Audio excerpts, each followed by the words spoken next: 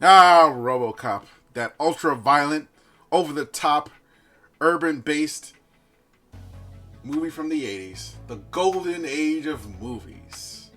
Well, if you ask any millennial. If you ask anybody else about it, any other generation about their golden age of movie, they'll all say something different. But the correct answer is the 1980s to early 1990s. Maybe late 90s, maybe early 2000s. Hey, it's not always a perfect answer. But what is the perfect answer is that the remake was terrible, and it is not a part of this review at all, because we're reviewing Robocop Rogue City. Does it do the original movie series justice? Stay tuned and find out. But before we begin, thank you for stopping by.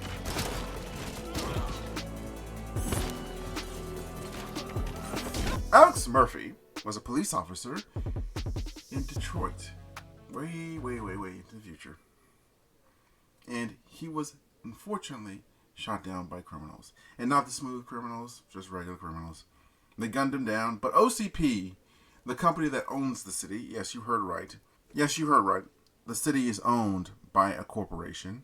And this corporation decided, in its infinite mercy and wisdom, to bring back Alex Murphy in the body of a robot,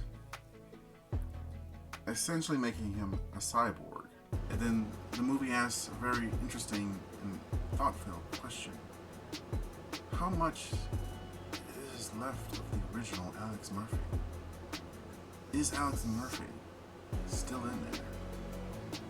That's a deep and philosophical question about how much of us are our bodies, and how much of us are our memories, and how much of us are our souls. But anyway, here we go, shooting people in the face with a big crazy gun.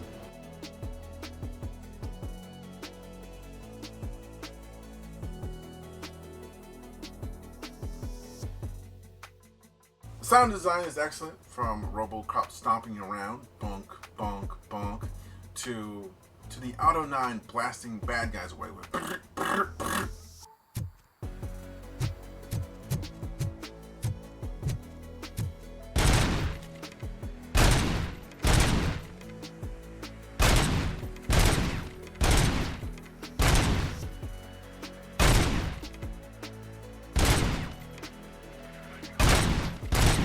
The music in this game is lifted directly from the movies. Now, that's not a bad thing, as the music in the movies are, well, quite iconic and a joy to listen to. I did not sit there and feel like the music was too obnoxious or grating. Actually, it really added to the background of the situation. Background music is important when you do something. Everything sounds pretty excellent. The voice acting can be a little bit hammy, but I kind of expect that in a game like this. The most interesting and most standout part of it is they got the original Robocop actor, Peter Weller, and he is in great form. He really nails the Robocop voice aesthetic, and I don't think he has much voice acting in his credit, I don't think.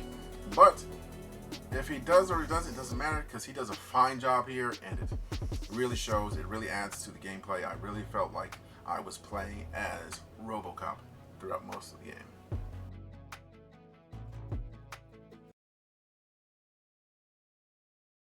The graphics in this game were quite serviceable. They were pretty good considering it was AA standards, even bordering on AAA standards. That's how good it was.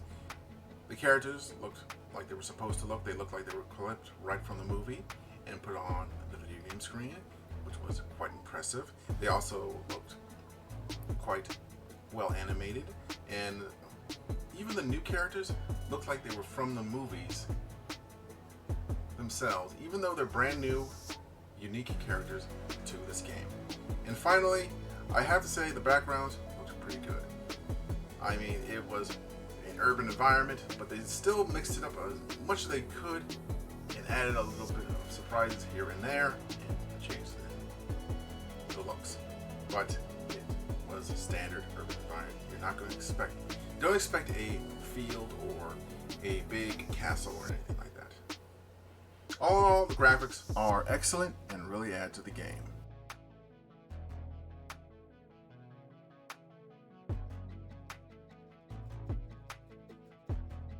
Okay, so gameplay-wise, you're basically a tank.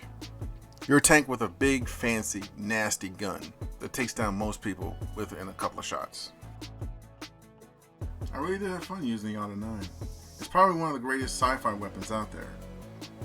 Right up there with Jedi's lightsaber and Judge Dredd's. You can do headshots, you can do arm shots, you can blow off people's hands. It's very bloody, very visceral. Now, you may thinking like you get all the, a ton of great abilities to start. Not really. You build into some of them, but the ability of you being a tank is from the beginning. And Robocop's sidearm really does just destroy anything that gets in his path. You can pick up other weapons on the floor and use them as well. They're a nice change of pace, but your regular sidearm is the only one that can get upgrades. Now these upgrades kind of look like a puzzle game, and you're gonna have to figure out how to do it yourselves. I'm not gonna explain too much about it. I want you guys to experience yourself if you want to experience it, but it can be a bit complicated for some people, I'm guessing. So I would be aware of that. Now you can swap out all these different upgrades, which are called motherboards, for your gun on a regular, but bear in mind you can only have one motherboard inserted at a time. Now, his abilities outside of his gun come from ability trees that you put points into as you level up. It's essentially an RPG mechanic that lets you play the game in a different way each time you play the game. So, for instance, you can play it with more like dialogue options, or have a personal shield that activates in combat, or the ability to do engineering skills checks to open certain locked doors or areas. All those add to the gameplay. It's a nice touch that adds replayability, and it sort of lets you play your way in certain sections of the game. Like if you were picking a more psychological Robocop, you can do a much more psychological attempt at solving puzzles or problems or talking to people. Very handy. There's also another one where you get a stun grenade. That's also pretty cool. There's a number of cool abilities that helped mix up the combat scenarios. Now, do you get challenged by the enemies in this game? Of course you do. After a while, they start using sniper rifles, they start using landmines, they start using turrets, they start really giving back to you. Like, they take it well in the beginning and in the middle part, but they start to give it back somewhere in the middle, and then in late game, they're fighting you back hard. There's some cool boss fights in here too. I'm not going to spoil them, but overall I enjoyed the gameplay, even though I'm not really much of a first-person shooter. I did play a bit of the new Doom games. I did play Cyberpunk, but I don't have that much experience with like first-person shooters. I'm not like a big first-person shooter guy, but I do enjoy myself a first-person shooter from time to time. So I would say it's good if you take away the Robocop license. But at the same time, if you have the Robocop license, it adds so much flavor into it. And yeah, I can see this being many people's favorite game that came out in the past few years. Like, I can see myself playing this all over again. Now for the gameplay, I didn't have any real problems. There was a few set situations in the game that I felt like,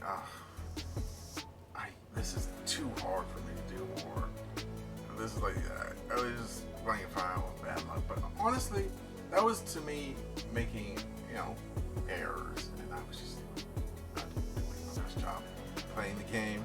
And there's some comical moments in it where I just got stuck on this part where, well, I'll let the scene play out for you in this quick montage clip of me being blown up over and over again in this area with high explosives. So I had to be careful and land my shots perfectly, but I like to shoot wildly in every direction, in every possible formation.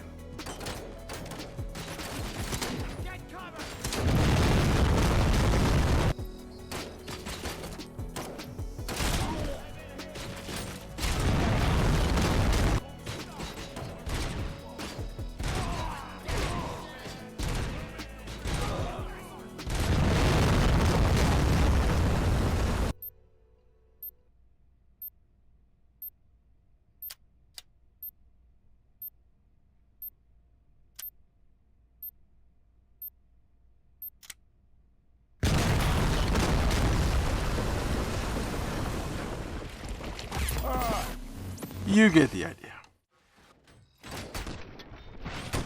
So now that I mentioned that, I think that brings us along perfectly to the next topic about this game, and that is the bugs and other issues that I found with this game. The bugs in the game weren't that big of an issue. There were some glitches here and there with character models being a little bit off from time to time. I remember one bug where I was at the shooting range and I couldn't swap to my Auto 9 even though I had to use a pistol. Bad pistol. Side quest.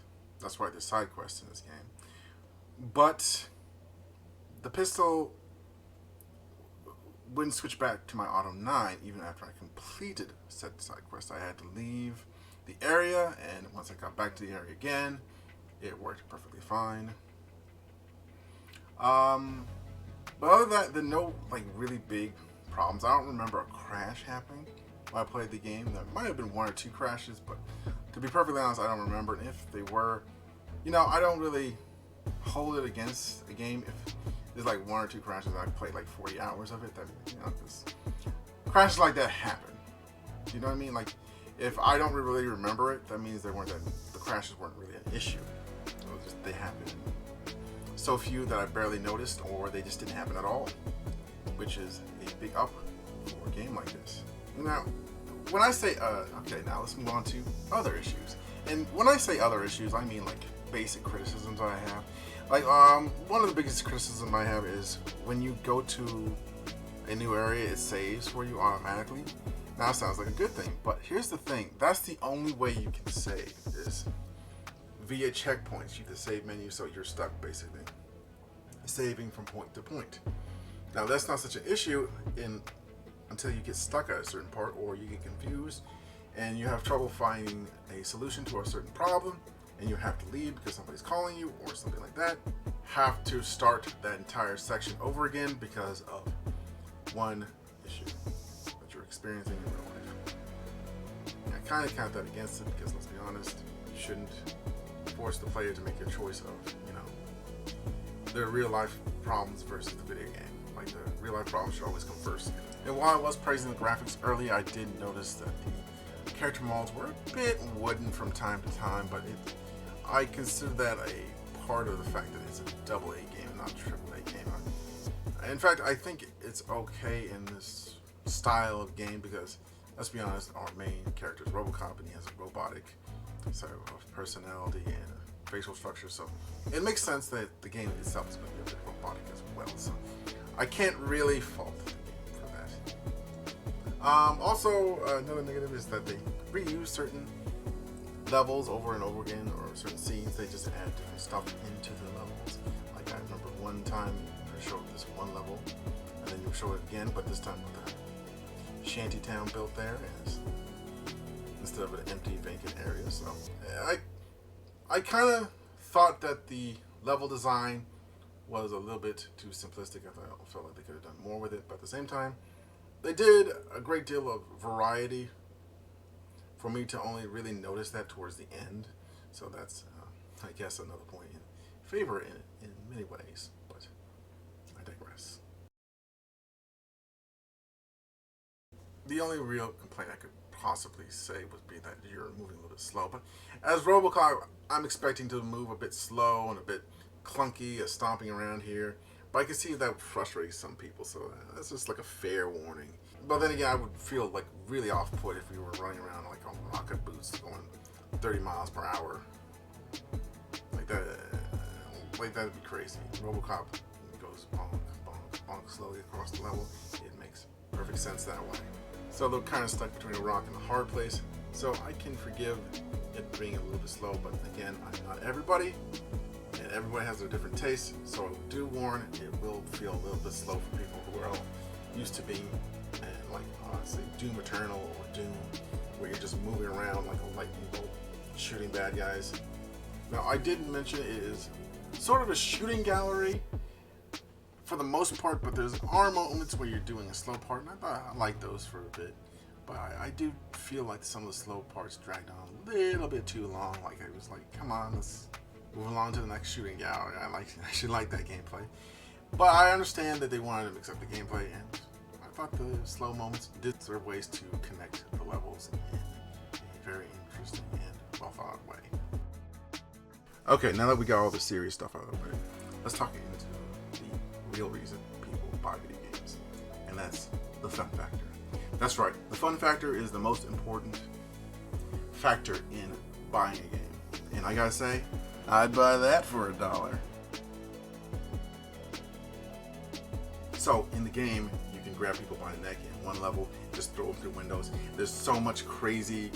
This game is such a crazy, over-the-top action 80s movie. This game even has an achievement for shooting people in the berries. That's how crazy and over-the-top it is. And they do an animation when they get shot in the berries. That is hilarious. But please do not do that in real life. That is horrible. This is just a video game. I feel like I have to put that, like, this is just a video game. Don't be doing that in real life, people. Do not be doing any of this in real life. Okay? Just don't. Just don't, okay? So the question is, do I recommend this game? And the answer is quite simple. Yes, I definitely 100% do. Now, if you guys like this review, then I suggest you check out this review that's coming up right now on the links. And I'll see you there. Take care.